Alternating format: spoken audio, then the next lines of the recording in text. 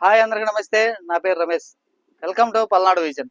ఈరోజు మన ముందు ప్రముఖ రాజకీయ విశ్లేషకులు జిఎస్కే రెడ్డి గారు ఉన్నారు. నమస్తే సార్.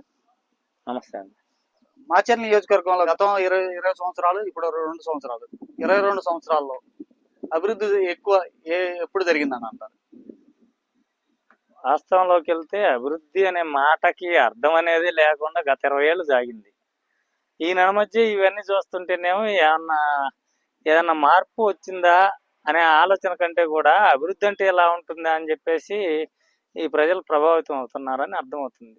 ఇంకోటి ఏంటంటే అండి, మన మాచర్ల పరిసరాల్లో యాక్చువల్గా విద్యావంతులు ఫస్ట్ నుంచి కూడా ఉన్నత కుటుంబాల నుంచి ఉన్నారు. కానీ ఇక్కడున్న పరిస్థితులు మార్చాలని ఎవరు చూడలేదు. ఇంకో మాటలో చెప్పాలంటే అసలు చదువుకున్న వ్యక్తులు లేదా చదువు గురించి గొప్పగా తెలిసిన వ్యక్తులు లేదా అభివృద్ధి కాంక్షించే వ్యక్తులు, పల్నాడు గురించి మంచిగా ఆలోచించే వ్యక్తుల చేతిలో గతంలో ఆ 20 సంవత్సరాలు వృధాగా పోయింది.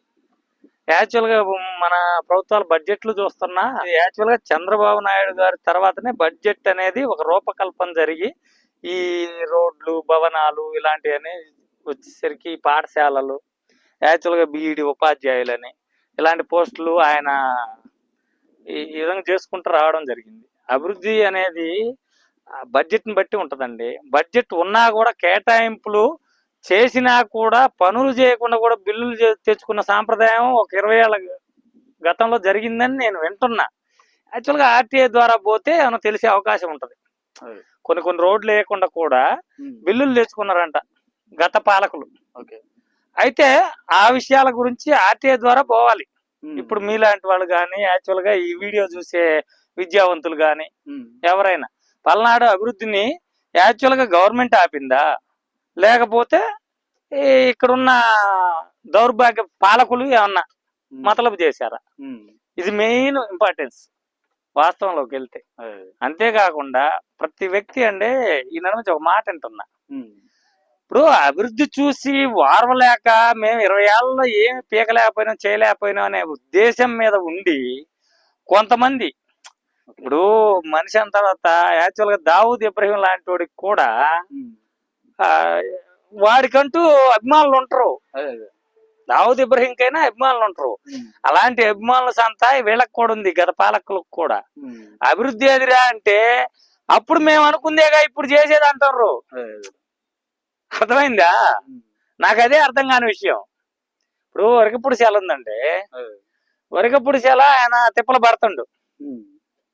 ఇప్పుడు ఆయన కూడా చాలా వరకు కష్టపడుతుండు, మన ఎంపీ గారు కష్టపడుతుండు ఆ విషయంలో. కానీ ఇక్కడ వచ్చేసరికి ఏమో ఈ డాపు అది మేం పెట్టిందేగా. ఇప్పుడు ఇక్కడ ఉందండి సాగర్ దగ్గర 1200 కోట్లతో జల్ జీవన్ మిషన్ అని ప్రతి గ్రామానికి 33 మండలాలకి 1200 కోట్ల రూపాయల నిధులు, ఇంటింటికి కుళాయి ఆల్రెడీ స్టార్ట్ అయినాయి, పైప్ లైన్ కూడా వేస్తున్నారు. మొన్న చూసి వచ్చాను. యాక్చువల్గా అక్కడ నిజమా కాదా, ఇది ఎంతవరకు సాధ్యం అనేది నేను అక్కడ చూశాను. ప్లస్ ఈ పల్లెలకి వెళ్తుంటానండి, వెళ్ళినప్పుడు ఎక్కడ పట్టినా ఈ పైప్ లైన్ వ్యవస్థ దానికి అదే అసలు ఆ కాంట్రాక్టర్కి నేను దానికి తోడుగా ఇక్కడ మెయిన్ బ్రహ్మారెడ్డి గారు ఉంటాం. ఆ కాంట్రాక్టర్ల పార్టీ వరం అండి మన మాచర్లకి. అసలు వాస్తవం చెప్పాలంటే ఈ గతంలో అసలు కాంట్రాక్టర్ అనేవాడు మాచర్లకు రావడానికి భయపడే పరిస్థితి. ఏదన్నా వర్క్ తెచ్చుకున్నా ఏదన్నా చేసుకుందామన్నా ఇప్పుడు అసలు ఏ ఊర్లోనైనా అసలు ఎవడేస్తుండో తెలియదండి. కాంట్రాక్టర్ ఎవడో తెలియదు, ఎవరో పని జరిగిపోతుంది. అంతేగాని అసలు ఆ పనులు ఆపేవాడు గాని అసలు ₹10 అడిగేవాడు గాని అసలు కనపట్టల్లా. అందువల్లే మెయిన్ బ్రహ్మారెడ్డి గారు యాక్చువల్గా ఈ మాచర్ల నియోజకవర్గంలో దీన్ని అనేది నేను గొప్పగా చెప్పుకోవచ్చు. ఇంకోటి ఇప్పుడు చూస్తున్నామండి, ప్రైవేట్ ఇండస్ట్రియల్ పార్క్స్ ఒకటి ఈ రోజు ఒకటి ఓపెన్ చేశారు. ఇంకోటి ఏంటంటే ఏదో టెక్స్టైల్ పార్క్ కూడా ఒకటి ప్రపోజల్ లో ఉందని చెప్పేసి అని అన్నారు. దీని గురించి వెనకబడిన మన మాచర్ల ప్రాంతంలో ఈ రోజు మీరు చెప్పారు ఎంఎస్ఆర్ ఏదో ప్రైవేటు పారిశ్రామిక వాడ అని చెప్పేసి, ఆ ప్రైవేట్ గా ఆయనకైతే నేను ముందుగా ధన్యవాదాలు తెలియజేస్తున్నాను అండి. యాక్చువల్ గా ఈ మాచర్ల డిఎన్ఏని ఈ విధానమైన చర్య మార్చబోతుందనేది నేను ఎంఎస్ఆర్ గారికి ద్వారా నేను ప్రజలకైతే చెప్తున్నా. ఎంఎస్ఆర్ గారు లాంటి వాళ్ళు ఇకవైపు అయినా మాచర్ల వైపు చూడండి, ఎంతో కొంత జన్మభూమి రుణం తీర్చుకోండి అని నేను ఎంఎస్ఆర్ గారిని చూసిన తర్వాత అదనేది ఆయన లాంటి వారికి తెలియజేస్తే బాగుంటుందండి. ఏ భయాలకి ఆందోళనకి మీరు పోవద్దు. ప్రజలు బాగుంటే మన మాచర్ల బాగుంటుంది. మాచర్ల సమాజం బాగుంటే గతంలో లాగా ఈ గొడవలు పాడు పతికటి ఇప్పుడు లేవు. రెచ్చగొట్టే వాళ్ళు రాజకీయ నాయకులు ఇప్పుడు ప్రస్తుతానికి ఓటమిలో ఉండి మరుగున పడిపోవటం కన్ఫామ్ అయింది. దానివల్ల వచ్చిన ఇబ్బంది లేదు. ఏ పరిశ్రమ పెట్టినా వాళ్ళకి భరోసాగా ప్రస్తుతానికి ఇప్పుడు ఎంఎస్ఆర్ గారు ఉన్నారు. వారు ఎంతో కొంత కోట్లు ఖర్చు పెట్టి అది పెట్టుకుంటున్నారు. ఆయనకి భరోసా దొరికింది. ఎప్పటి వరకు పెట్టని మనుషులు యాక్చువల్ గా ప్రభుత్వం వెంచర్ కూడా ఉందండి రాయవరం దగ్గర. దానికి రోడ్లు వేయించారు, బ్రహ్మారెడ్డి గారు చేశారు, మొత్తం బానే ఉంది. కానీ గత 5 ఏళ్ల విధ్వంస పాలన చూసిన వాళ్ళు, ఆసక్తి ఉన్నోళ్ళు కూడా ఇక్కడికి వచ్చిన తర్వాత ఎందుకులేబ్బా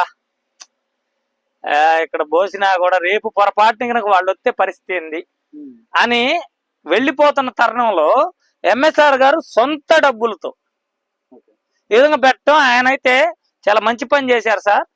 వేరే ఊర్ల నుంచి ఎవరన్నా వచ్చినా ప్రభుత్వం కేటాయింపులు పుష్కలంగా ఉన్నాయి. ఏనన్నా సొంత ఖర్చులతో పెట్టుకున్నాడు, సొంత భూములు సొంత ఖర్చులు మొత్తం కూడా ఆయనది.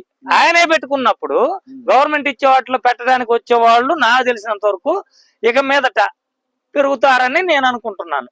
టెక్స్టైల్ పార్క్ వస్తే యువత కూడా ఉపాధి దొరికే అవకాశం ఉంది బ్రహ్మాండంగా. అసలు మహిళలండి టెక్స్టైల్స్ అంటేనే మహిళా ఉద్యోగులు.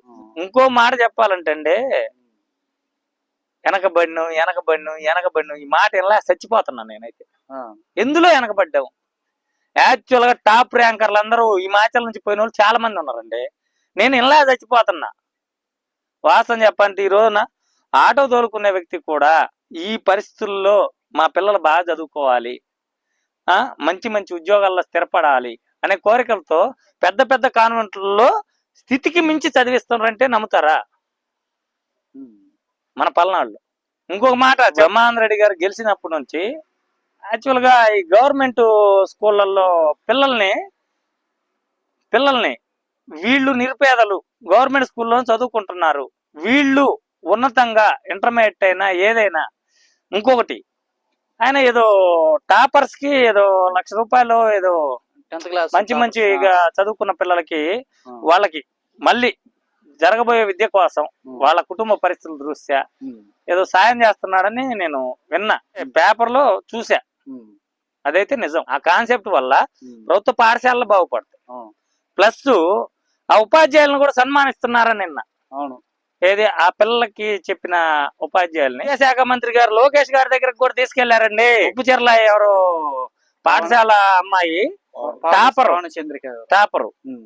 ఆ అమ్మాయి ఈ విధంగా బురద ఉందండి మేము నడవలేకపోతున్నాం అంటే ఆ స్కూలు రోడ్డు కూడా ఆయన ఏదో పెద్ద రోడ్డే వేయించారు. పిల్లలకి ఇబ్బందిగా ఉంటుంది. ₹1,80,00,000 పెట్టేది. నాలాంటి వాళ్ళు కోరుకునేది ఏంటంటే ఇక్కడున్న పరిస్థితులు ఎక్కడోళ్ళు విభిన్నంగా చూస్తుంటారు. అది నాకు నచ్చట్లేదు. రాజకీయం అనేది తీసి పక్కన పెట్టి గట్టు మీద పెట్టి ప్రజలు ఆలోచించాల్సింది ఒకటే, మంచి సమాజం కావాలా, మంచి మాచర్లు కావాలా, మంచి మనుషులు కావాలా, అందులోనే మన జీవితం కావాలి. ఈ రకంగా ఫీల్ అవుతే నాకు తెలిసినంత వరకు మాచర్లని ఏ చేడా పేడా కూడా ఏమి చేయలేదు నిజాయితీగా మాట్లాడుకుంటే. కానీ మేము మెట్లు దగ్గరే ఉంటాం, ఎన్నాళ్ళు బతికినా ఒకళ్ళ మీద ఈర్ష్యాద్వేషాలతో రగులుతాం. లేదు ఎన్నపోస పూపించుకొని ఆ పదవులకు ఆశపడి మోసపోతూనే ఉంటాం. ఆ నాయకులు చేసే మోసాలకు బలవుతూనే ఉంటాం. ఇప్పుడు జీవితాలను గత 30 సంవత్సరాల నుంచి గమనించండి. ప్రతి కుటుంబంలో వేదన అదే. ఆయన వస్తే పీకుతుడు, ఈయన వస్తే పీకుతుడు అని ఆశ పెట్టి ఈ మాచర్ల నరక కోపలను నెట్టిపడేశారు. ఈ బ్రహ్మానంద రెడ్డి గారు వచ్చిన తర్వాత కూడా యాక్చువల్ గా నిజం చెప్పాలంటే అండి, ఈ మాచల్ నియోజకవర్గంలో అసలు రాజకీయం మీద సంపాదిద్దామనే ఆలోచన దుర్గమ్మ గారి టైం వరకు లేదండి. ఏదైనా మాచర్లలో అభివృద్ధి పనులు జరుగుతాయి, లేకపోతే మాచర్లలో ఈ విద్యావంతులు పెరుగుతురు, లేకపోతేనేమో ఏ విధంగా వ్యాపారాలు బాగా చేసుకోవచ్చు, ఈ రకంగా ఉండేది పాలన గురించి.